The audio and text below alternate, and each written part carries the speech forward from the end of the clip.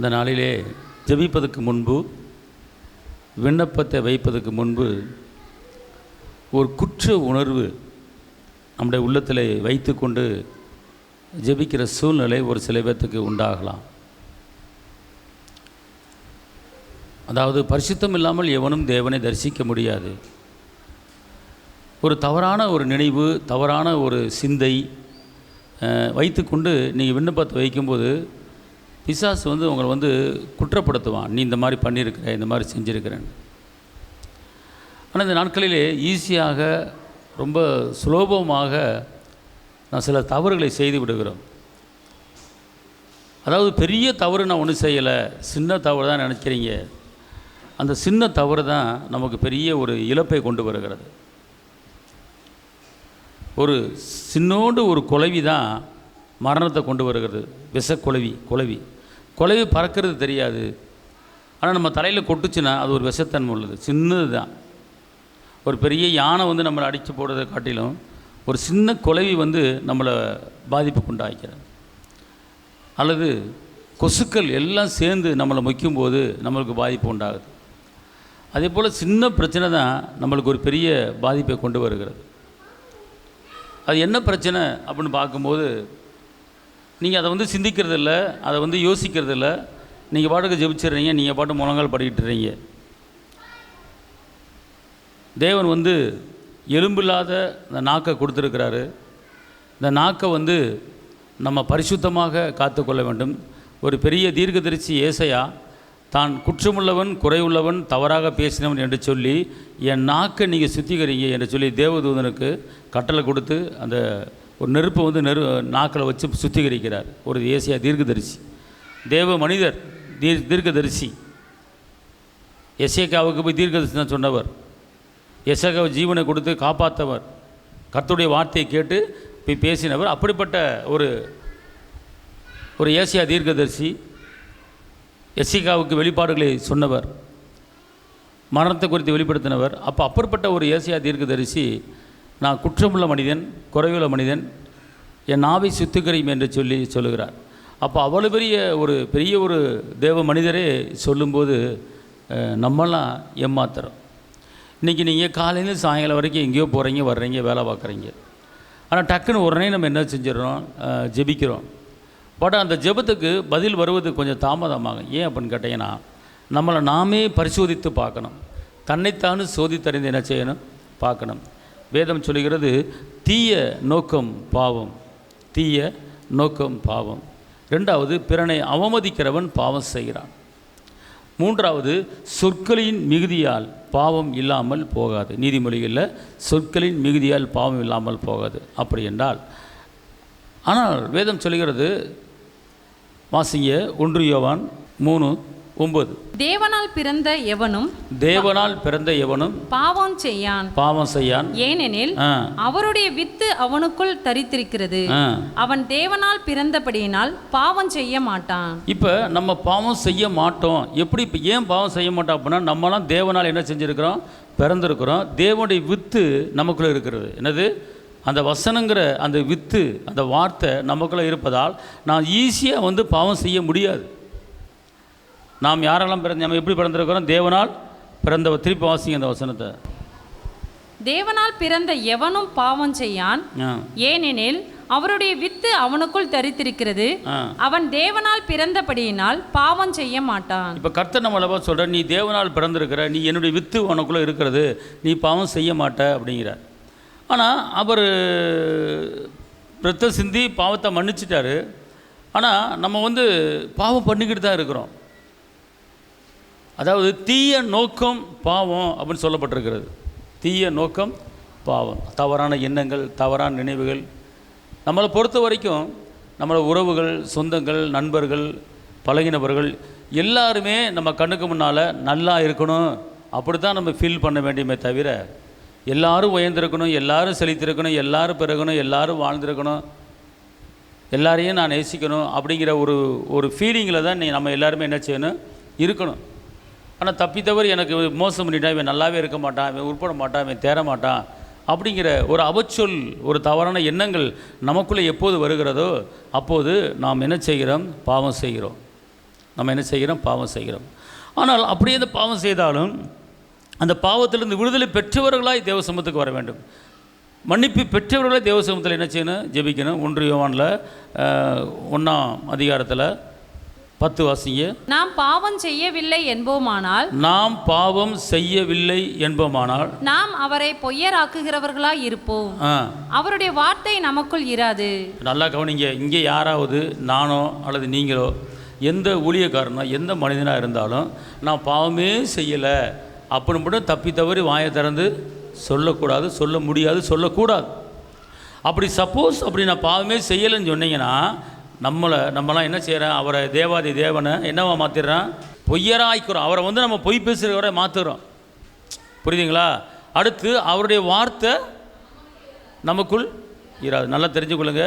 இப்படிப்பட்ட ஒரு வார்த்தையை நீங்கள் பேசுனீங்கன்னா கர்த்தர் சொல்கிறாரு, நீ என்னை பொய்யனா ஆக்குற, ரெண்டாவது என்னுடைய வார்த்தை உனக்குள்ளே இருக்காது அப்படிங்கிறார்.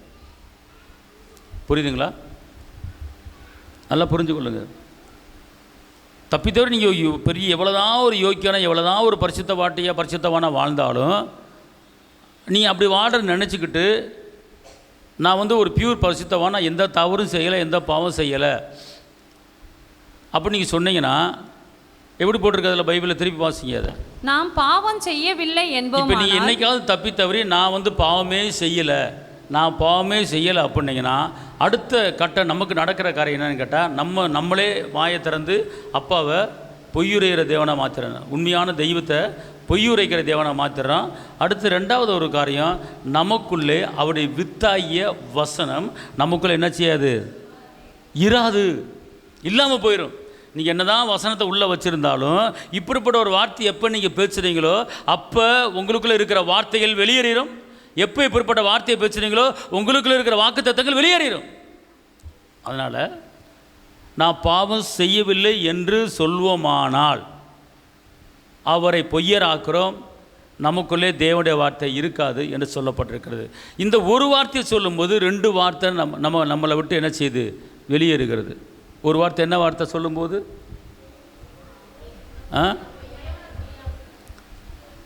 நாம் பாவம் செய்யவில்லை என்போமானால் யாரை பொய்யராக்குறான்? அல்லேலூயா. அதுக்கு தான் எங்களுக்கெல்லாம் சின்ன பிள்ளையில் வந்து எங்களுக்கு சிஸ்டர் சொல்லிக் கொடுப்பாங்க, வாரம் சனிக்கிழமை பாவ சங்கீதனம் பண்ணணும், பாவ சங்கீதனம் பண்ணிட்டு தான் ஞாயிற்றுக்கிழமை பூசைக்கு வரணும்னு சொல்லிக் கொடுப்பாங்க எங்களுக்கு. நாங்கள் இப்போ ஃபாதர் இப்படி உட்காந்துருப்பார், ஒரு குண்டு வலை மாதிரி இருக்கேன், முழங்கால் போட்டுட்டு பாவத்தை அறிக்கிடுவோம். பாவத்தை அறிக்கிட்டு, ஏன் இந்த பாவத்தை பண்ண, இனிமேல் இந்த பாவம் செய்யாத, ஏசப்பா உன்னை மன்னிப்பாராக, சென்றுவா அப்படின்னு நாங்கள் போயிட்டு வருவோம். அல்லேலூயா. அப்போ என்ன பாவம்னா, எங்கள் அம்மா வந்தேன், எங்கள் அம்மாவை திட்டுனேன், எங்கள் அப்பாவை போடான்னு சொன்னேன், டீச்சரை வந்து கேலி பண்ணேன், இப்படி பாவத்தை என்ன செய்வோம்? நம்ம அவட்ட ஃபாதர்கிட்ட என்ன செய்வோம்? சொல்லுவோம். உடனே இனிமேல் இந்த மாதிரி பாவம் செய்யாத, எதுக்கு வைகிற, பைபிள் படிப்பியா, ஜெயிக்க மாட்டியா அப்படின்னு ஒரு சின்ன ஒரு ஆலோசனை கொடுப்பாரு. கொடுத்து நீ பாவம் செய்யாதுன்னு சொல்லி மன்னிச்சிடுவார். ஆனால் வந்து அது அந்த ஃபாதர்கிட்ட நம்ம அறிக்கிறோம். ஆனால் நம்ம யார்கிட்ட நம்ம பாவத்தை அறிக்கையிட வேண்டும் என்று கேட்டால் இயேசப்பட்ட பாவத்தை என்ன செய்யணும்? அறிக்கையணும். பாவத்தை மன்னிக்கிற தெய்வம் இயேசு ஒருவர் தான். அப்போ அந்த பாவத்தை என்ன செய்யணும்? அறிக்கை பண்ணணும். அதாவது எப்போல்லாம் நீங்கள் தவறான வார்த்தை பேசுகிறீங்களோ, யாருக்கெல்லாம் மனது புண்படும்படி பேசுகிறீங்களோ அப்போல்லாம் நீங்கள் பாவம் பண்ணுறீங்க. ஏன்னா தீய நோக்கம் பாவம்னு சொல்லப்பட்டிருக்கு.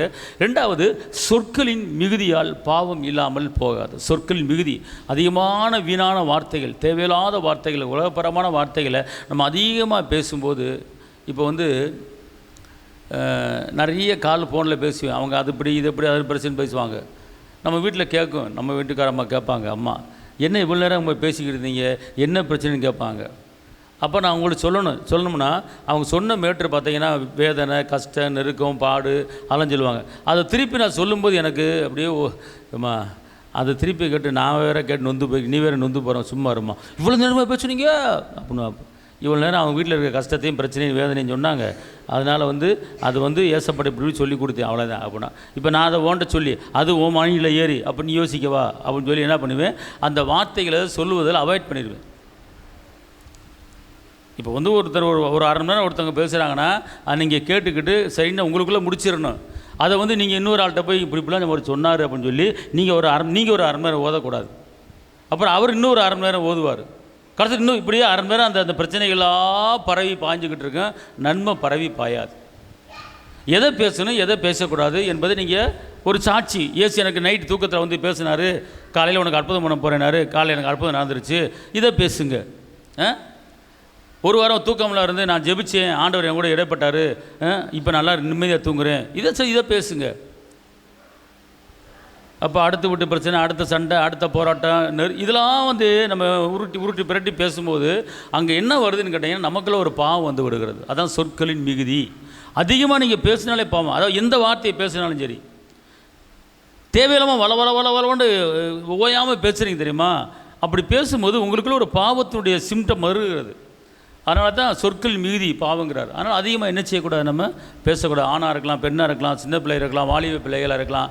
எதை பேசணும் அதை மட்டும் நறுக்காக பேசணும். துதிக்கிறதுக்கு வாய், இந்த நாக்கு, உதடுகள் துதிக்க கொடுத்துருக்காரு. இந்த உதடு எதுக்கு? கர்த்தரை துதிக்கிறதுக்கு கொடுத்துருக்கு, நன்மையை பேசுவதுக்கு. நம்ம எல்லாம் நன்மையை பேசுகிற ரத்தத்துக்கு என்ன செஞ்சுருக்கிறோம்? கடந்து வந்திருக்கிறோம். அப்புறம் இந்த வாயில் நன்மை மட்டும் தான் பேசணும். தேவையில்லாத தீமைகள் என்ன செய்யக்கூடாது. ஆபேலின் ரத்தத்தை பேசினதை பார்க்கலாம், இயேசுடைய ரத்தம் நன்மைகளை பேசுகிற இரத்தமாக இருக்கிறது. அப்போ அந்த இரத்தத்தை வந்து நீங்கள் உங்கள் வாயில் நன்மை தான் பேசணும், தீமைகள் என்ன செய்யக்கூடாது, பேசக்கூடாது. துக்கத்தை பற்றி விரிவாக்கம் பண்ணக்கூடாது, பிரிவினை பற்றி விரிவாக்கம் பண்ணக்கூடாது, சண்டைகளை விரிவாக்கம் பண்ணக்கூடாது, போராட்டங்களை விரிவாக்கம் பண்ணக்கூடாது. அந்த குடும்பம் உடஞ்சி போச்சு, இந்த குடும்பம் உடஞ்சி போச்சு, அவன் அங்கே போய்ட்டான் இங்கே போய்ட்டான், இப்படி தேவையில்லாத வீண் வார்த்தைகளை, வம்பு வார்த்தைகளை, சண்டை வார்த்தைகளை நீங்கள் விரிவாக்கம் பண்ணி ஒருத்தருக்காக போன போட்டு சொல்லி அளப்பக்கூடாது. அதனால் உங்களுக்கு என்ன வருது? உங்களுக்கு பிரச்சனை வருது, உங்களுக்குள்ள பாவம் வந்துடுது. பேச வேண்டியது என்ன? நறுக்கா. உண்மை எது, உண்மை எது, பொய் எது, எல்லாத்தையும் கரெக்டாக அறிஞ்சு பேசணும். அல்லேலூயா. உள்ளதை உள்ளதென்றும் இல்லதை இல்லதென்றும் அதை மட்டும் தான் நீங்கள் பேசணும், வேறு எதுவும் பேசக்கூடாதுன்னு சொல்லி நமக்கு சட்ட வேத புத்தகம் சொல்லப்பட்டிருக்கிறது. ஆனால் நன்மையை மட்டும்தான் நீங்கள் என்ன செய்யணும், பேசணும், பார்த்துக்கொள்ளுங்க. அப்போ நீங்கள் ஜெபிப்பதுக்கு முன்னால் நீங்கள் பாட்டுக்கு எல்லா கதையும் பேசி நீங்கள் வந்து டக்குன்னு முழங்கால் போட்டுறக்கூடாது. தப்பு, தவறு. உங்களுக்குள்ள ஒரு குற்ற உணர்வு என்ன செய்யக்கூடாது, இருக்கக்கூடாது. அப்போ வேதம் என்ன சொல்லிக்கிறது அதன்படி கேட்கணும். என்ன சொல்லுதுன்னா, நீங்கள் ஒரு தவறு பண்ணிட்டீங்களா, ஒரு பாவம் பண்ணிட்டீங்களா, நீங்கள் என்ன தான் வந்து ஞானசனம் எடுத்து அபிஷேகம் பெற்று திருவிருந்து எடுத்தாலும் ஏதோ ஒரு சூழ்நிலையில் ஒரு கணவன் வீட்டு மூலமாகவோ, மனைவி வீட்டு மூலமாகவோ, நாத்தனம் மூலமாகவோ ஏதோ ஒரு பிரச்சனை வந்துருச்சு, குடும்ப பிரச்சனை வந்துருச்சு. அப்போ நீங்கள் ஒரு தகாத வார்த்தைகள் பேச வேண்டியது வரும். அவங்களுக்கு மரியாதை கொடுக்காம பேச வேண்டியது வரும். நீ வழங்க மாட்ட, நீ உருப்பட மாட்ட, உன்னாலது போல் பிரச்சனை, உன்னாலது என் குடும்பம் இப்படி கெட்டு போச்சு, நீ தான் என் குடும்பத்தை கெடுத்த அப்படின்னு ஏதாவது ஒரு வார்த்தை, இந்த மாதிரி தவறான வார்த்தைகளை நீங்கள் பேசும்போது என்னன்னு கேட்டிங்கன்னா உங்களுக்குள்ளே ஒரு பாவம் வந்துடுது. அதான் சொற்களின் மிகுதி. பார்த்துக்கொள்ளுங்க.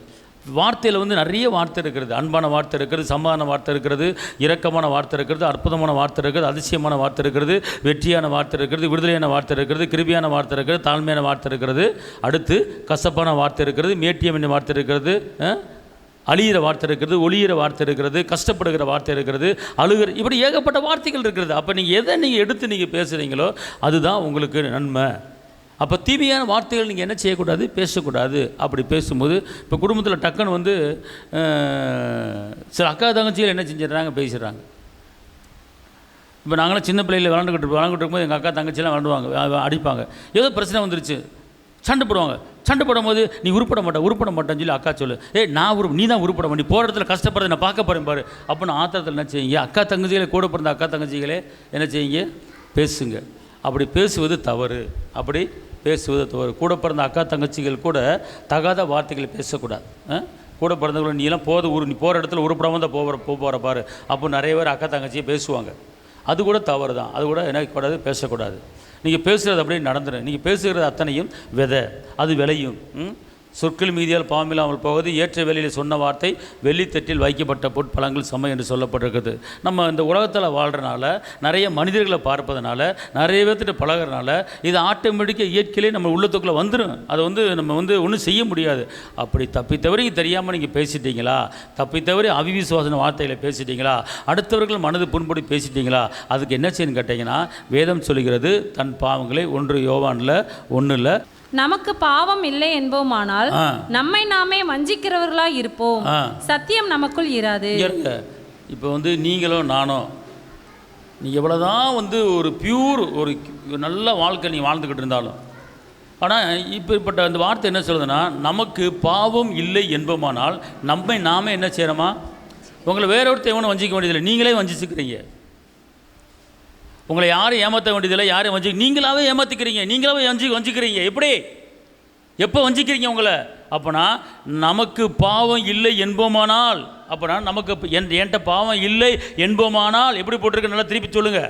நமக்கு அல்லது எனக்கு பாவம் இல்லை என்போமானால் நம்மை நாமே வஞ்சிக்கிறவர்களாக இருப்போம், சத்தியம் நமக்குள் இராது. இப்போ இங்கே இருங்க, ஒரு நல்லா தெரிஞ்சு கொள்ளுங்கம்மா. என்னதான் நீங்கள் அபிஷேகத்தில் நிரம்பினாலும் என்கிட்ட பாவமே கிடையாது அப்படின்னு சொன்னீங்கன்னா உங்களுக்குள்ள என்ன இருக்காதான்? உங்களுக்கு என்ன இருக்காது? இந்த ஒரு வார்த்தை நீங்கள் சொன்னீங்கன்னா சத்தியம் உங்களிருந்து வெளியே ஓடிடும். ஏசாயால சொல்லப்பட்டிருக்கு, சத்தியம் தெருவுக்கு போயிருங்கிறது. சத்தியம் தெருவுக்கு போயிடும், வீதிக்கு போயிடும் அப்படிங்குது. நான் எந்த பாவம் செய்யலைங்க அப்படின்னு மட்டும் சொல்லிடாதீங்க. ஆனால் பவுலடிகளார் பாருங்கள், பாவிகளிலும் பிரதான பாவி அப்படிங்கிறார். எவ்வளோ ஒரு நல்ல வார்த்தை பார்த்தீங்களா? இந்த மாதிரி நம்ம என்றைக்காவது சொல்லியிருப்போமா? பாவிகளிலும் ரொம்ப பிரதான பாவி நான் அப்படின்னு தன்னை தானே மட்டுப்படுத்தி தன்னை தாழ்த்தி சொல்கிறார் அப்பா முன்னால். நான் எந்த பாவமும் செய்யலை அப்படின்னு தயவு செய்து சொல்லிடாதீங்க. இந்த பாவமே செய்யலை, என் பிள்ளையை நான் அப்படி வளர்த்துருக்குறேன், பாவம் செய்யாமல் வளர்த்துருக்குறேன், இல்லை, தவறு, அது சொல்லக்கூடாது. இப்படி ஒரு வார்த்தையை நீங்கள் எப்போ நீங்கள் சொல்கிறீங்களோ அப்போ உங்களுக்குள்ளே இருக்கிற சத்தியம் உங்களை விட்டு வெளியேறிடும். அந்த வசனத்தை நல்லா கவனிங்க, திருப்பி படிங்க. நமக்கு பாவம் இல்லை என்போமானால், இல்லைங்க, எனக்கு பாவம் இல்லை என்போமானால், எனக்கு பாவம் இல்லை என்போமானால் நம்மை நாமே வஞ்சிக்கிறவர்களாய் இருப்போம். என்னை நானே வஞ்சிக்கிறவர்களாய் இருப்போம். திருப்பி சொல்லுங்க, நான் சொல்லி கொடுத்த மாதிரி. என்னை நானே வஞ்சிக்கிறவர்களாய் இருப்பேன். என்னை நானே வஞ்சிக்கிறவனாய் இருப்பேன். அடுத்து சத்தியம் எனக்குள் இராது. Very good. இப்போ கவனிங்க, நான் ஒரு ஃபீல் பண்ணுறேன். இப்போ நான் உங்களுக்குள்ள சின்ன சின்ன தும்மாதுண்டு ஒரு சின்ன பாவம் இருந்தாலும் இப்போ அது உங்களை விட்டு வெளியேறதை நான் ஃபீல் பண்ணுறேன். எல்லாம் கைத்தட்டி அப்பாக்கு மகிழ்ச்சி செலுத்துங்க. அஸ்திங்கிறங்க, நம்முடைய வாழ்க்கைக்கு அஸ்திவாரமே இதான். அஸ்திவாரம் பலமாக இருக்கணும். அப்போ நம்ம பாவம் இல்லாத ஒரு வாழ்க்கை வாழ்கிறது தான் அஸ்திவாரம். புரியுதுங்களா? நீங்கள் நல்லா குதிக்கலாம், நல்லா ஆடலாம், நல்லா பாடலாம், நல்லா ஒர்ஷிப் பண்ணலாம். ஆனால் உங்களுக்குள்ளே ஒரு பாவம் ஒரு இடத்துல ஒதுங்கி கிடக்கும், உங்களுக்கே தெரியாது. அப்பப்போ அந்த பாம்பு படையெடுக்கிற மாதிரி அந்த பாவம் எடுத்து படையை காட்டும். ஆனால் அந்த பாவத்திலேருந்து நம்ம என்ன செய்யணும்? விடுதலை பெறணும். அதுக்கு மாற்று வழி என்ன, பரிகாரம் என்ன அப்படின்னு கேட்டால் அறிக்கை பண்ணுவது. என்ன பண்ணுவது? அறிக்கை பண்ணுவது. இப்போ நீங்கள் டப்புன்னு ஒரு நேரத்தில் வந்து கணவனை போய் உன்னால் தாண்டா இவ்வளோ பிரச்சனை வந்துச்சு, நீ உன்னால் என் வாழ்க்கை இப்படி போச்சுரா அப்படின்னு சொல்லி மனைவி தப்பி தவறி கணவனை சொல்லியிருந்தா கூட அது தவறு, உடனே நான் இப்படி பேசிட்டு என்னை மன்னிச்சிருங்கன்னு சொல்லணும். ஒருவேளை கணவன் வந்து மனைவியை பார்த்து நீ உன்னை கட்டி என் வாழ்க்கை இப்படி போச்சு, நீ உருப்பட மாட்டே விளங்க மாட்டே அப்படின்னு சொல்லி கணவன் ஒரு வாட்டி சொன்னால் கூட அதை போய் மனைவிட்ட போய் என்னாச்சுன்னு, கணவன் நான் தெரியாமல் பேசிட்டப்பா, என்னை மன்னிச்சிருப்பா, என்னை அறியாமல் பேசிட்டேன்னு சொல்லி மன்னிப்பு கேட்கணும், பார்த்துக்கொள்ளுங்க. அப்போ கேட்டால் தான் அதுலேருந்து நீங்கள் அது பரிகாரம் பண்ணுறது அர்த்தம். வாயின் வார்த்தை வந்து அறிக்கை பண்ணால் தான் பரிகாரம். அறிக்கை பண்ணால் பரிகாரம் இல்லை. இப்போலாம் ஒரு ஆள் நான் மன்னிப்பு கேட்கணுமா அப்படின்னு சொன்னீங்கன்னா நீங்கள் பாவத்துக்குள்ளே தான் இருக்கிறீங்க, பாவத்துக்குள்ளே தான் கிடக்கிறீங்க, பாவத்துக்குள்ளே தான் வாழ்கிறீங்க. ஆனால் பாவத்தை விட்டு வெளியே வர்றதுக்கு ஒரு வழி அறிக்கை. 1 யோவான் 1ஆம் அதிகாரம் 8ஆம் வசனம் வாசிங்க. நமக்கு பாவம் இல்லை என்போமானால் நம்மை நாமே வஞ்சிக்கிறவர்களாய் இருப்போம், நமக்குள்ளே சத்தியம் இருக்காது. அடுத்து 9. நம்முடைய பாவங்களை நாம் அறிக்கையிட்டால் பாவங்களை நமக்கு மன்னித்து எல்லா அநியாயத்தையும் நீக்கி நம்மை சுத்திகரிப்பதற்கு அவர் உண்மையும் நீதி உள்ளவருமாய் இருக்கிறார். இப்போ நம்முடைய வாழ்க்கையில் வந்து எல்லாத்துக்குமே என்னன்னு கேட்டீங்கன்னா ஒரு சுத்திகரிப்பு தேவை, பார்த்துக்கொள்ளுங்க, தூய்மை தேவை. சுத்திகரிப்பு இல்லாமல் வந்து அவர் வந்து நம்முடைய வாழ்க்கையில் அற்புதம் செய்ய முடியாது. அப்போ சுத்திகரிப்புனா என்ன அப்படின்னு கேட்டிங்கன்னா, நம்முடைய பாவங்களை நம்ம அறிக்கையிட்டால் என்ன சொல்லப்பட்டிருக்கு? நாம் பாவங்களை, பாவம் போட்டிருக்கா, பாவங்களைன்னு போட்டிருக்கா, பாவங்களை. அல்லேலூயா. அப்படின்னா பல வெரைட்டிஸ் இருக்குது பாவத்தில், வந்து பல வெரைட்டிஸ் இருக்கிறது. நம் பாவங்களை அறிக்கையிட்டால் பாவங்களை நமக்கு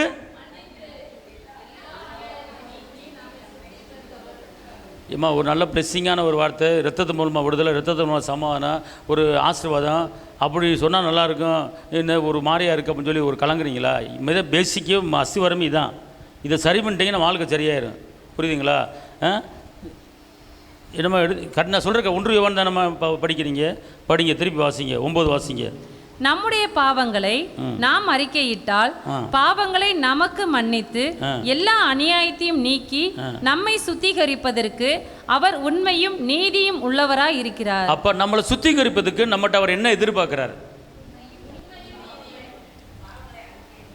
அறிக்கையிடணும். ஏம்மா நல்லா கவனிங்கம்மா, தயவுசெய்து சொல்கிறேன். உங்கள் ஜெபத்துக்கு ஏன் பதில் வராமல் இருக்குது, ஏன் தடையாக இருக்குன்னு கேட்டால் மெயின் காரணம் இதாம்மா. நீங்கள் சொல்கிறது உங்களுக்கு நான் புரிய மாட்டேங்குது, அண்டர்ஸ்டாண்ட் ஆக மாட்டேங்குது. அப்படியே முழிக்கிறீங்க எல்லாரும். நீங்கள் துதிக்கலாம், ஸ்தோத்தரிக்கலாம், அபிஷேகத்தில் நிரம்பலாம், ஆனால் பதில் வராது. அதுக்கு ரீசன் வந்து என்னென்னு கேட்டிங்கன்னா இதான் மெயின் காரியம். திருப்பி வாசிங்கிட்ட, நமக்கு பாவம் இல்லை என்போமானால் நம்மை நாமே வஞ்சிக்கிறவர்களாய் இருப்போம், சத்தியம் நமக்குள் இராது. இப்போ நீங்கள் பாவம் செய்யவில்லை என்றால் நீங்கள் என்ன செய்றீங்க? உங்களை நீங்களாவே, எந்த வஞ்சிக்கிற ஆவியும் உங்களை தேடி வர வேண்டியதில்லை, நீங்களாவே வஞ்சனைக்கு போயிடுறீங்க. உங்களாகவே நீங்களாவே என்ன செஞ்சீங்க? உங்களாவே நீங்கள் என்ன செஞ்சீங்க? ஏமாற்றிக்கிறீங்க, நீங்களாவே வஞ்சிச்சுக்கிறீங்க. இதுக்கு அதான அர்த்தம். திருப்பி படிங்க, சொல்கிறேன். நமக்கு பாவம் இல்லை என்போமானால், எனக்கு பாவம் இல்லை என்று நான் சொன்னேன்னா என்னை நானே வஞ்சிக்கிறவர்களாய் இருப்பேன், என்னை நானே வஞ்சிக்கவனாக இருப்பேன், சத்தியம் எனக்குள் இராது. இதை நல்லா புரிஞ்சு கொள்ளுங்கம்மா. உங்களை நீங்களாவே வஞ்சனைக்கு உங்களை உப்பு கொடுத்துட்றீங்க. வஞ்சிக்கிற ஆவியை நீங்களாவே என்ன செஞ்சிடறீங்க? வர வச்சிடுறீங்க. எப்போ எப்போ எப்போ பாவம், நான் பாவம் இல்லை. இப்போ இங்கே இருங்க, நான் பியூர் பரிசுத்தவான், நான் எந்த பாவம் செய்யலை அப்போ நான் சொன்னேன்னா ஆட்டோமேட்டிக்காக நானே என்னாச்சு? வஞ்சனைக்குள்ளே போய் விழுந்துடுறேன், வஞ்சிக்கிற ஆவிக்குள்ளே போய் விழுந்துடுறேன். புரியுதா புரியலையா? அப்போ என்ன அர்த்தம்?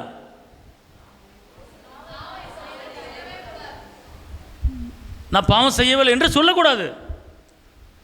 ஏசியா தீர்க்கதரிசி மலை நம்ம பெரிய ஆளு, பவுலுக்கு மலை நம்ம பெரிய ஆளு, அவங்கள என்ன சொல்கிறாங்க? பாவிகளின் பிரதான பாவி என்று பவுலடிகள் சொல்கிறார். ஏன் அப்படின்னு கேட்டிங்கன்னா, மெயின் வந்து இந்த வாயின் வார்த்தை ரொம்ப ரொம்ப கவனம். புரியுதுங்களா? இப்போ நீங்கள் சாயங்காலம் ஜெபிக்கிறீங்க.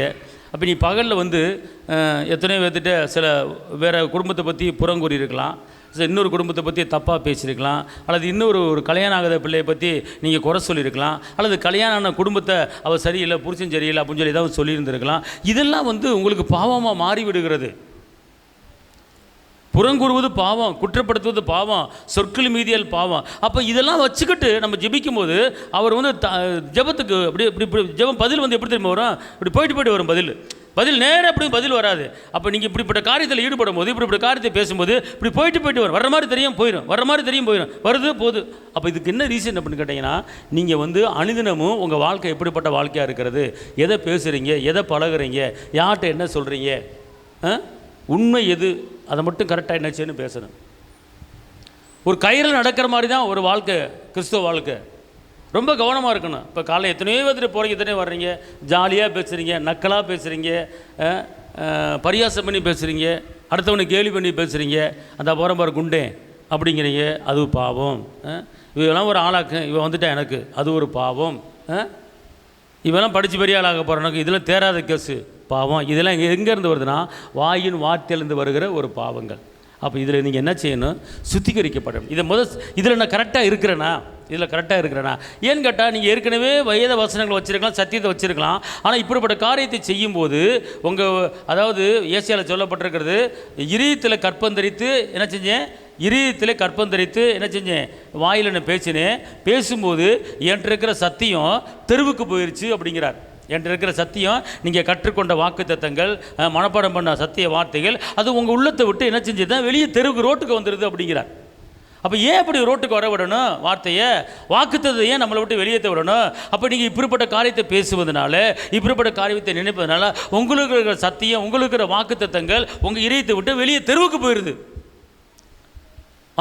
கர்த்தருக்கு விரோதமாய் துரோகம் பண்ணி பொய் பேசி எங்கள் தேவனை விட்டு பின்வாங்கினோம், கொடுமையாகவும் கலகமாகவும் பேசி. பாத்தீங்களா? இங்க இருங்க, பாவம் எப்படின்னா கொடுமையாகவும் கலகமாகவும் நீங்க பேசக்கூடாது. ஒரு கலகம் உண்டு பண்ணும்படி பேசிடாதீங்க, தப்பு. அப்படி பேசும்போது நல்லா கவனிக்கணும், பரிசுத்த ஆவியானவர் இப்போது பேசிக்கிட்டு இருக்கிறார். வாழ்க்கை வந்து எப்படி, கிறிஸ்துவ வாழ்க்கை எப்படி இருக்கணும் அப்படின்னு கேட்டீங்கன்னா, நீங்க எக்காரணத்தை கூட கொடுமையாக பேசக்கூடாது, கலகமாக பேசக்கூடாது. அடுத்தவனுக்கு கலகம் உண்டாகும்படி, அடுத்தவனுக்கு சண்டை உண்டாகும்படி தயவு செய்து பேசிடாதீங்க. கொடுமையான வார்த்தையை பேசிடாதீங்க. வார்த்தையில் வந்து அன்பான வார்த்தை இருக்குது, சமான வார்த்தை இருக்குது, அது கொடுமையான வார்த்தையாக இருக்கிறது. நீங்கள் எத்தனை குடும்பத்தில் கணவன் மனைவி வந்து கொடுமையான வார்த்தைகளை பேசி கொண்டு இருக்கிறாங்க, எத்தனை கலகமான வார்த்தையை பேசி கொண்டு இருக்கிறாங்க. இப்படி பேசுவதனாலே நமக்கு நாமே என்ன செய்யணும்? பிரச்சனை உண்டு பண்ணிக்கலாம். அதனால தான் சொல்ல வருது, இந்த வசனம் என்ன சொல்லுதுன்னா, கொடுமையாகவும் கலகமாகவும் பேசினோம். அப்புறம் என்ன போட்டிருக்கு? கள்ள வார்த்தைகளை கற்பந்தரித்து. கள்ள வார்த்தைகளை கற்பந்தரித்து. கள்ளத்தனமான வார்த்தைகளை வந்து உள்ள சேவ் பண்ணக்கூடாது. கற்பந்தரித்துனா தங்க வைக்கக்கூடாது. கள்ள வார்த்தைகள், கபடு வார்த்தைகள், கசப்பு வார்த்தைகள், அவன் என்ன அப்படி பேசினா திட்டினா அது இன்னும் மனசுக்குள்ளே இருக்குது அப்படின்னீங்கன்னா நீங்கள் அந்த வார்த்தையை சேர்த்து வைக்கிறீங்க. அப்படி சேர்த்து வைக்கும் போது வருகிற காரியம் என்னன்னு கேட்டீங்கன்னா, அடுத்து இருதயத்தில் இருந்து பிறப்பிக்க பண்ணினோம். இதயத்திலிருந்து எங்கேருந்து பிறக்குது? இதயத்திலிருந்து என்ன செய்றீங்க? பிறப்பிக்க பண்ணுறோம். அப்படி பிறக்கும் போது என்ன நடக்குது? உங்களுக்கு நியாயம் பின்னிட்டு அகன்றது. நீங்கள் செஞ்ச அத்தனை நியாயம் உங்களை விட்டு ஓடிடு வெளியே. நீதி தூரமாய் நின்றது. சத்தியம் வீதியிலே இடறி. நீங்க பெற்றுக்கொண்ட வாக்குத்தத்தம், நீங்க பெற்றுக்கொண்ட சத்தியம் தெருவுக்கு போயிடும். எப்போ தெருவுக்கு போகும் அப்படின்னு கேட்டீங்கன்னா, நீங்க எப்போதெல்லாம் கலகமாக பேசுறீங்களோ, எப்போதெல்லாம் சண்டை போட்டு பேசுறீங்களோ, எப்பெல்லாம் கொடுமையாக பேசுறீங்களோ, அப்பெல்லாம் உங்களுக்குள்ளே இருக்கிற சத்தியம் அது உங்களை விட்டு வெளியேறி விடுகிறது. அதனால நீங்க கவனமாக இருக்கணும். சப்போஸ் தப்பி தவறி பேசிட்டா கூட என்ன செய்யலாம்? நீங்கள் நிறைய இடத்துல நடக்கிறத பார்க்குறீங்க. அண்ணன் அக்கா வையுது, அண்ணன் தம்பி அம்மா வைகிறான், அப்பா வைகிறான், நாத்தனா, எல்லவோ போராட்டம் நடந்துக்கிட்டு தான் இருக்குது. ஆனால் இதோட தான் நம்ம என்ன செய்கிறோம்? ஆண்டவரை தொழுது கொள்கிறோம், ஆராதிக்கிறோம். தவறு. நீங்கள் என்ன தான் நீங்கள் கொடுமையாக கலகமாக பேசுனீங்கனாலும் உங்கள்கிட்ட இருக்கிற அந்த பிளெஸ்ஸிங், அந்த ஜீவனுள்ள வார்த்தை அது வெளியேறுதுன்னு சொல்கிறார். நான் சொல்ல, பைபிள் சொல்லுது. அதனால் இந்த நாட்களிலே, இந்த லெந்து நாட்களிலே நம்மளை நாம என்ன செய்யணும்? பரிசுத்தப்படுத்திக் கொள்ள வேண்டும். சங்கீதம் 103:12, மேற்குக்கும் கிழக்குக்கும் எவ்வளவு தூரமோ அவ்வளவு தூரமாய் அவர் நம்முடைய பாவங்களை நம்மை விட்டு விலக்கினார். கிழக்குக்கும் மேற்குக்கும் எவ்வளவு தூரம் யாராவது சொல்ல முடியுமா? கிழக்குக்கும் மேற்குக்கும் எவ்வளவு தூரம், எத்தனை கிலோமீட்டர் சொல்ல முடியுமா? முடியாதா? முடியாது. அப்போ உங்கள் பாவத்தையும் என் பாவத்தையும் கிழக்குக்கு மேற்குக்கு எவ்வளோ தூரம் போடணுமோ அவ்வளோ தூரம் எரிந்து போட்டுட்டார். அவ்வளோ தூரம் எரிந்து போட்டதை எப்போ நம்ம கொடுமையாக பேசுகிறோமோ, எப்போ கலகமாக பேசுகிறோமோ, அப்போ அவர் தூக்கி போட்ட அந்த பாவத்தை நம்ம போய் எடுக்கிறோம். கிழக்குக்கு மேற்குக்கு எவ்வளோ தூரமோ நம்ம பாவத்தை தூக்கி போட்டார். ஆனால் திருப்பி நம்ம வந்து இப்படி பேசும்போது, கொடுமையை பேசும்போது, கலகமாக பேசும்போது அவர் தூக்கி போட்ட அந்த பாவத்தை நம்ம போய் எடுக்கிறதுக்கு அர்த்தம். அதனால் அவர் தூக்கி போட்டுட்டார். திருப்பி நம்ம என்ன செய்யக்கூடாது? எடுக்கக்கூடாது. ஆமேன். எல்லாம் சொல்லுங்க, ஏசப்பா என் பாவத்தை தூக்கி போட்டுட்டாரு.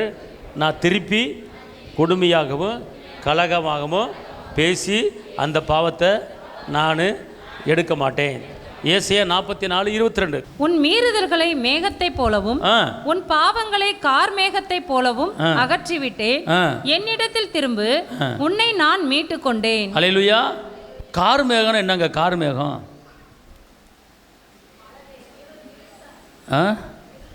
இருட்டாக இருக்கும்.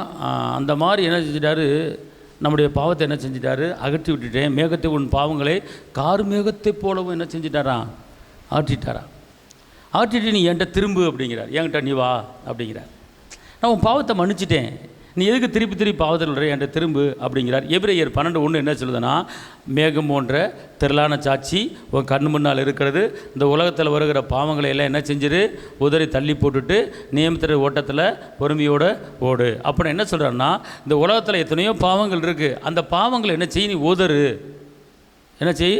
உதறு. எங்கே உதருங்க பார்ப்போம். உதறு என்ன அர்த்தம்? இதுக்கு பேர் என்னது? உதறது. இப்போ இந்த ஈரக்கை இருக்கும், சாப்பிட்டீங்க, சாப்பிட்டு கையை கழுவிட்டீங்க, கை கழுவிட்டு அப்படியே இருந்தீங்கன்னா தண்ணி இதில் ஒட்டியிருங்க. இப்படின்ட்டிங்கன்னா கீழே போயிடும். எங்கே சொல்லுங்கள்? போ போ போ போயிரு. ஆஹா, சூப்பர்ரா, உண்மையிலே எல்லாம் கரெக்டாக பண்ணுறீங்க. எபிரேயர் 12:1 என்ன சொல்லுதுன்னா, பாவத்தை என்ன செய்ய? நல்ல வசனங்க. அந்த வசனங்களாம் என்ன சொல்லுதுன்னா, மேகம் போன்ற இத்தனை, ஆகையால் மேகம் போன்ற இத்தனை திரளான சாட்சிகள் நம்மை சூழ்ந்து கொண்டிருக்க, பாரமான யாவற்றையும் நம்மை சுற்றி நெருங்கி நிற்கிற பாவத்தையும் தள்ளிவிட்டு விசுவாசத்தை துவக்குகிறவரும் முடிக்கிறவருமாய் இருக்கிற இயேசுவை நோக்கி நமக்கு நியமித்திருக்கிற ஓட்டத்தில் பொறுமையோட ஓடக்கடவும். இந்த வசனம் சொன்னா, மேகமோட திரளான சாட்சி அவர் செய்த அற்புதம் அதிசயம் எல்லாம் நம்ம முன்னால் இருக்குது. ஆனால் அந்த உலகத்தில் அதுவும் இருக்குது. இங்கே இருங்க, அவர் செய்த அற்புதம், அவர் செய்த அதிசயம், 5 2 மணி பிறகு பண்ணது, பச்சை தண்ணியை ரசமாக மாற்றினது, செத்த பிரேதங்களை உயிரோடு எழுப்பினது, இது எல்லாமே நமக்கு தெரியுது. இது எல்லாமே புரிஞ்சு வச்சுருக்கோம். இதெல்லாம் உள்ளத்தில் இருக்கிறது. இதெல்லாம் நம்ம கண்ணு முன்னால் இருக்கிறது. ஆனால் இருந்தாலும் இன்னொரு பக்கம் இன்னொன்று இருக்கிறது. ஏனுங்க, செங்கடல் பிளந்தது உங்கள் கண்ணு முன்னால் இருக்குது. யோர்தானை கடந்து போனது உங்கள் கண்ணு முன்னால் இருக்குது. கசப்பான தண்ணீர் மதுரம் மாற்றம் உங்கள் கண்ணு முன்னால் இருக்குது.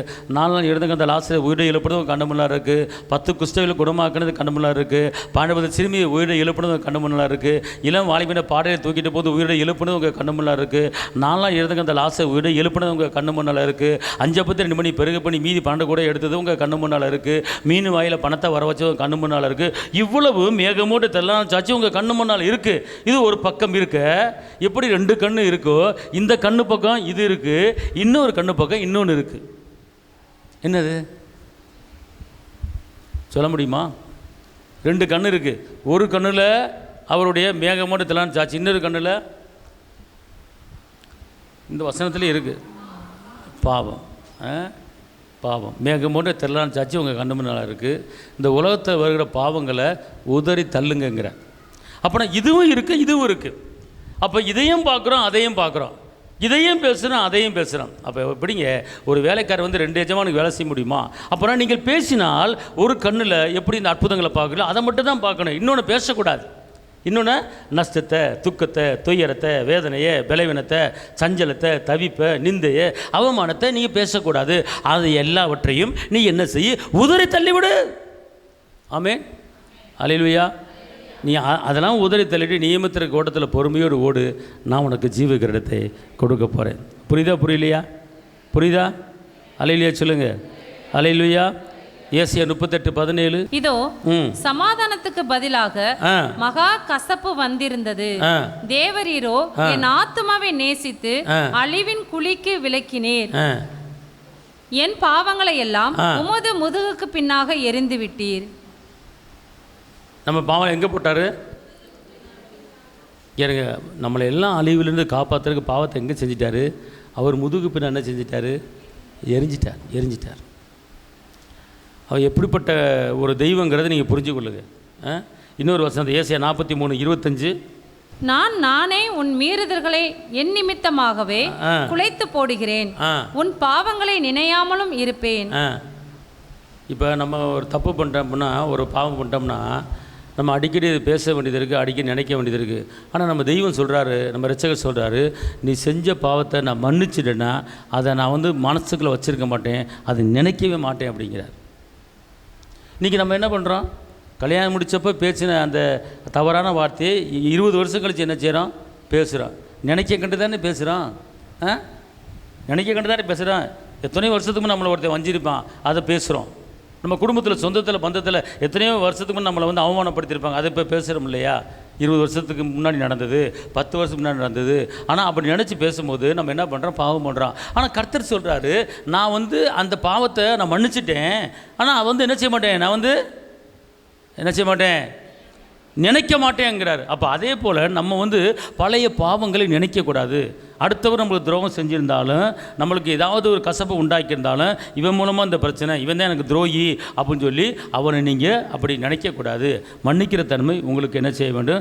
வர வேண்டும். எபிரியர் 8:12. ஏனெனில் நான் அவர்கள் அநியாயங்களை கிருபையாய் மன்னித்து அவர்கள் பாவங்களையும் அக்கிரமங்களையும் இனி நினையாமலும் இருப்பேன் என்று கர்த்தர் சொல்கிறார். பாருங்க, அவர் சொல்கிறார், உங்களையும் என்னைய பற்றி சொல்கிறாரு, நீங்கள் செஞ்ச அக்கிரமம், நீங்கள் செஞ்ச அநியாயம் எல்லாவற்றையும் நான் கிருபையாய் மன்னித்து. கிருபை இருக்கிறனால என்ன வந்துருச்சு? மன்னிப்பு வந்துருச்சு. அல்லேலூயா. அப்போ நம்ம எல்லாம் என்ன செஞ்சுட்டோம்? மன்னிப்பை பெற்று இருக்கிறோம். நம்ம பாவங்களை என்ன செஞ்சுருக்கிறாரு? இங்கே இருங்களேன், நம்மளாம் வந்து யோக்கியம் கிடையாது, பியூர் பரிசுத்தவன் கிடையாது. அப்போ எல்லாம் பாவிகள் தான். ஆனால் அந்த பாவத்தை என்ன செய்யணுமா? அறிக்கையிட்டால் தான் பரிகாரம் பார்த்துக்கொள்ளுங்க. மன்னிப்பு கேட்கணும். ஏசப்பட்ட மன்னிப்பு கேட்கணும். அப்போ தான் நம்ம அடுத்த ஸ்டெப்புக்கு போக முடியும். மன்னிப்பு கேட்காம அடுத்த ஸ்டெப்புக்கு போக முடியாது. இருந்த இடத்துல இருந்த வண்ணமாக இருக்க வேண்டியதுதான். பரிகாரம் வந்து மன்னிப்பு தான். அப்போ அதில் கவனமாக நீங்கள் என்ன செய்யணும்? சங்கீதம் 85:2. உமது ஜனத்தின் அக்கிரமத்தை மன்னித்து அவர்கள் பாவத்தை எல்லாம் மூடினீர். அக்கிரமத்தில் மன்னித்து நம்முடைய பாவத்தை என்ன செஞ்சிட்டாரு பாருங்கள். எப்படி கிழக்கு மேற்கு தூக்கி போட்டேங்கிறாரு, முதுகு பின்னால் தூக்கி போட்டேங்கிறாரு. இங்கே என்ன சொல்கிறாரு? மூடிட்டாரா? தூக்கி போட்டேங்கிறாரு, முதுகு பின்ன போட்டேங்கிறாரு. அப்புறம் என்ன செஞ்சிட்டாரா? மூடிட்டாரா. அப்போ அவர் இவ்வளோ காரியத்தை செஞ்சு நம்மளை காப்பாற்றி நடத்திட்டு வரும்போது நம்ம திருப்பி அதில் போய் கையை வைக்கலாமா? அவர் மூணுனதை நம்ம திறக்கலாமா? அவர் மூணுனதை திறக்கலாமா? திறக்கக்கூடாது. ஆமென் சொல்லுங்கள். அல்லேலூயா, அல்லேலூயா. அதனால் சங்கீதம் 51:9, என் பாவங்களை பாராதபடிக்கு நீர் உமது முகத்தை மறைத்து என் அக்கிரமங்களை எல்லாம் நீக்கி அருளும். பார்த்தீங்களா? இது ஜெபம். எப்படி ஜெபிக்கணும்?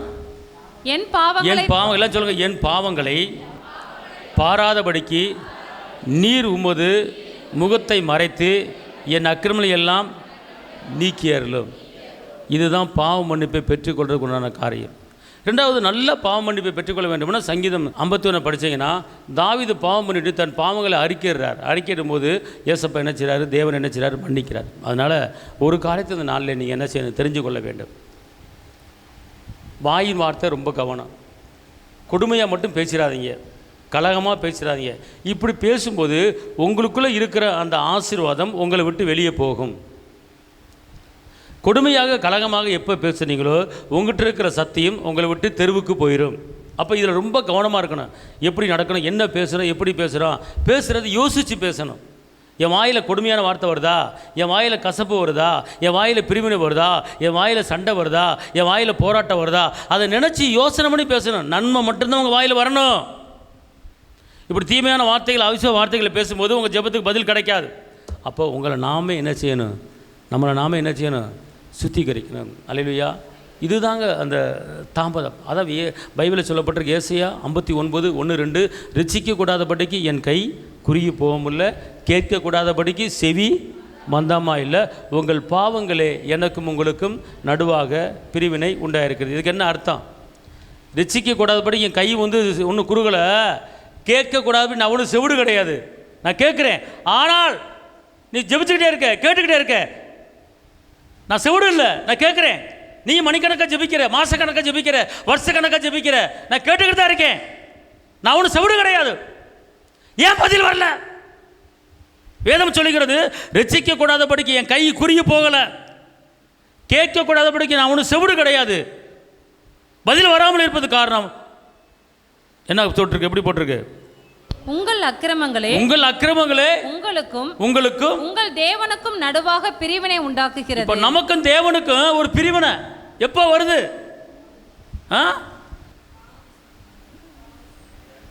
ஏங்க நம்மளும் அவளும் பிரிஞ்சிருந்தா அவர் எப்படி ஜெபத்தை கேட்பாரு? நம்ம அவரை விட்டு பிரியக்கூடாது இல்லையா? அப்போ பிரியறதுக்குண்டான காரியம் என்ன? ஏன் நம்மள பாவம். பாவத்தின் வகைகள் ஏகப்பட்ட வகை, 32 வெரைட்டிஸ் இருக்குது பாவத்தின் வகைகள். அதெல்லாம் பாவத்தில் வகையில் எங்கே உற்பத்தி ஆகுதுன்னு கேட்டால் வாயில் தான் உற்பத்தி ஆகுது. மனுஷர் பேசி வீணான வார்த்தைகளுக்கு கணக்கு ஒப்புவிக்க வேண்டும்.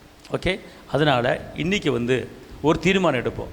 நீங்கள் போகிற இடத்துல, வர்ற இடத்துல, பேசுகிற இடத்துல, தொழில் பண்ணுற இடத்துல, வியாபாரம் பண்ணுற இடத்துல, இப்போ வியாபாரம் பண்ணுறீங்க, 55 ரூபாய்க்கு கத்திரிக்காய் ஒரு அம்மா வாங்கி பிளாட்பாரத்தில் வியாபாரத்தில் போடும்போது 60 ரூபாய்க்கு விற்கிதா?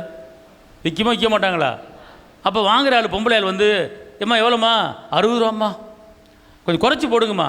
55 போட்டால் என்ன?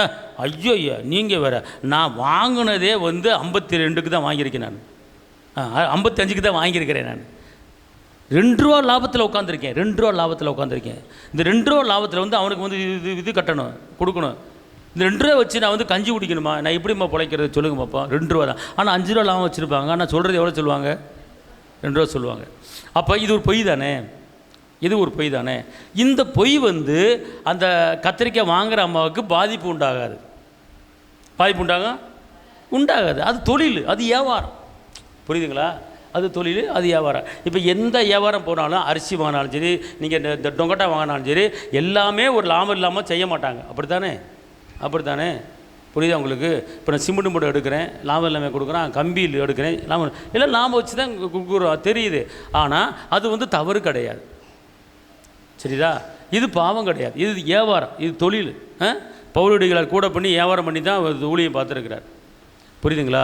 அப்போ என்ன செய்யணும் அப்படின்னு கேட்டிங்கன்னா, அடுத்தவர்கள் மனது புண்படும்படி நீங்கள் தவறான வார்த்தைகளை பேசக்கூடாது, பொய் பேசக்கூடாது. உள்ளதென்று இல்லதென்று என்ன செய்யணும்? பேசணும். ஆமென் சொல்லுங்கள். அல்லேலூயா.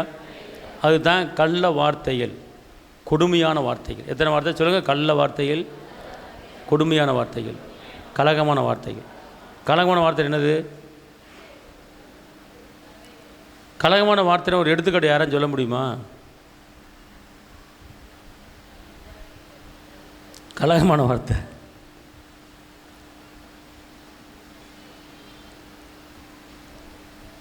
சொல்லவா? இது முன்னாடி 3 டிக்கெட் உட்காந்துருக்கு. நீ என்ன பண்ணுற? இந்த பிள்ளை பேர் என்ன? இந்த பிள்ளை பேர் என்ன? யாசின். நீ என்ன பண்ண? அந்த பிள்ளைகிட்ட யாசின்னு உன்னை நேற்று வஞ்சிட்டு போயிடுச்சு அப்படின்னு சொல்லு பார்ப்போம். நீ என்ன பண்ணுவ? வஞ்சாலோ, எதுக்கு வஞ்சா அப்படின்னு சொல்லுவேன். உடனே என்ன பண்ணுவேன்? அடுத்த நாள் நீ வரமாட்ட. நீ யாசின் என்ன பண்ணுவ? எதுக்கு நீ வஞ்ச கேட்பையா? கேட்க மாட்டியா? கேட்பில்ல? அப்போ இந்த பிள்ளை என்ன பண்ணிருச்சு? இந்த மாதிரி வேலையில் நீங்கள் நம்ம பண்ணக்கூடாது.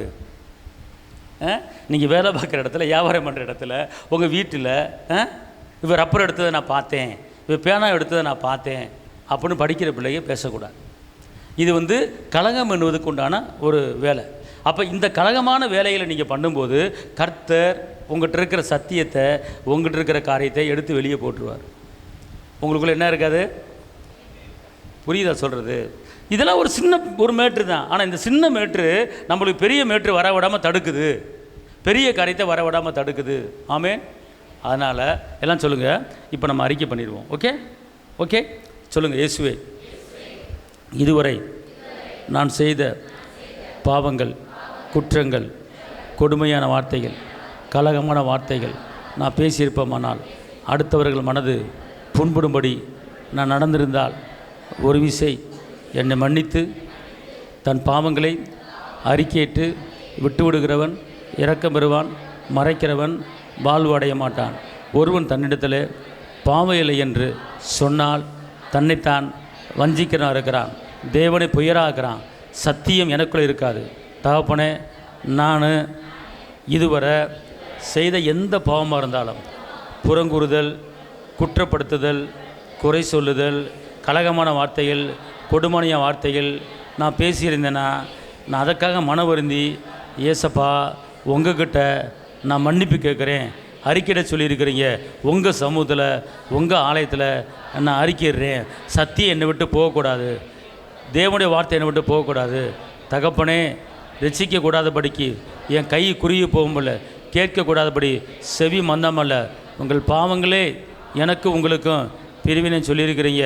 ஆண்டவரே, உங்களுக்கும் எனக்கும் இருக்கிற உறவை பிரிக்கிற எந்த பாவம் இருந்தாலும் இப்போது உங்களுடைய இரத்தத்தை தெளித்து என்னை மன்னித்து என்னை பரிசுத்தப்படுத்தி என் ஜெபத்துக்கு பதில் தரும்படி இயேசுவின் நாமத்தில் நான் சொல்லுகிறேன். கைத்தட்டி அப்பாக்கமே செலுத்துங்க. ஓகே. ரொம்ப அமைதியாக, நிசப்தமாக, அப்படியே அழகாக.